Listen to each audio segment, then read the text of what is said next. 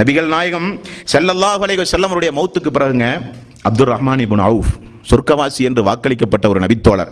அந்த அப்துர் ரஹ்மான் இப்னு அவுஃப் ரசூலுல்லாஹி ஸல்லல்லாஹு அலைஹி வஸல்லம் மௌத்துக்கு பிறகு உயர் ரகமான பேரித்தம்பழம் அல்லாஹ்வுடைய அவருக்கு முன்னால் கொண்டு வந்து வைத்த உடனே அவர் அந்த பேரித்தங்கனியை உண்ணுவதற்கு பகரமாக அந்த பேரித்தங்கனியை கையிலே எடுத்து வைத்து அப்படியே பார்த்து கொண்டு தோழர்களை எல்லாம் பார்த்து அழுகிறார்கள். அழுவதற்கு என்ன காரணம்?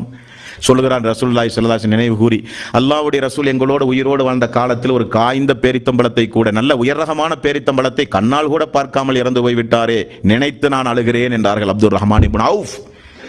வயிறாட என்றைக்காவது வகை வகையான உணவுகள் நமக்கு முன்னால் படைக்கப்பட்ட பொழுது நாம் அந்த வாழ்க்கையை என்றைக்காவது நினைத்து பார்த்தோமா? தென்னை தோழர்கள் பசியும் பட்டினியுமாக வாழ்க்கையை கழித்தார்களே.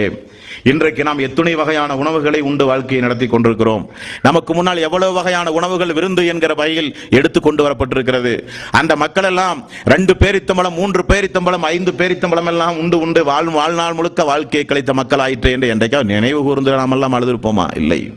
ஆனால் நினைவு கூற வேண்டிய மக்கள் அந்த மக்கள், நினைவு கூற வேண்டிய தூதர் அல்லாஹ்வுடைய ரசூல். அந்த மக்களுக்கு இருந்த கவலை எல்லாம் என்ன தெரியுமா? சௌபான் ரலியல்லாஹு அன்ஹு அவர் ஒரு நாள் அழுது கொண்டே வருகிறார்.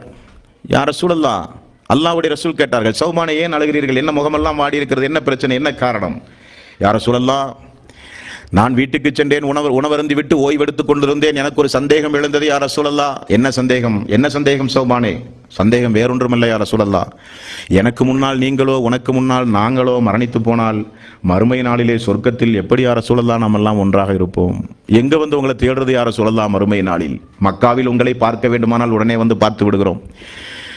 உங்களோடு உறவாட வேண்டுமானால், பேச வேண்டுமானால், சிரிக்க வேண்டுமானால், தோளோடு தோள் அமர வேண்டுமானால் அந்த வாய்ப்பை உடனடியாக நாங்கள் பெற்றிருக்கிறோம்.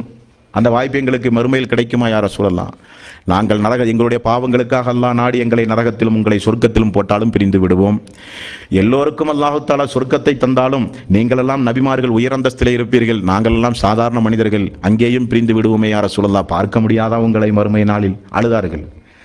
அல்லாஹு தஆலா وَمَن يُطِعِ اللَّهَ وَالرَّسُولَ أُولَٰئِكَ مَعَ الَّذِينَ أَنْعَمَ اللَّهُ عَلَيْهِم مِّنَ النَّبِيِّينَ وَالصِّدِّيقِينَ وَالشُّهَدَاءِ وَالصَّالِحِينَ.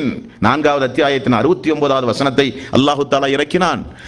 அல்லாஹ்வுக்கு கட்டுப்பட்டு தூதருக்கு கட்டுப்பட்டு யாரெல்லாம் நற்கர்மங்கள் செய்கிறார்களோ அவர்கள் அல்லாஹ்வினுடைய அருளை பெற்ற நபிமார்கள், சித்தீக்கீன்கள், சுஹதாக்கள், சாலிஹீன்களோடு அவர்கள் சொர்க்கத்திலே இருக்கலாம் சொன்ன உடனே அவருக்கு கண்ணீர் வடிந்து நின்னது. அப்பதான் கொஞ்சம் அழுகையை நிப்பாட்டினார். அல்லாஹ்வையும் அல்லாஹ்வுடைய தூதரையும் பின்பற்றி நடந்தால் நமக்கு மறுமையில் அல்லாஹ்வுடைய ரசூல் கிடைப்பார் அல்லவா? அழுகை அப்பதான் நிப்பாட்டினார். இப்படி அழுகணும் நாமெல்லாம். ரசூலுல்லாஹி ஸல்லல்லாஹு அலைஹி வஸல்லம் அவர்களை குறித்தோ மறுமையை குறித்தோ நாமெல்லாம் பேசப்பட்டால் அல்லாஹ்வுடைய ரசூலோடு சொர்க்கத்தில் இருக்கிற வாய்ப்பு நமக்கு கிடைக்குமான்னு கொஞ்சம் கண்ணீர் வரணும் கண்ணிலிருந்து.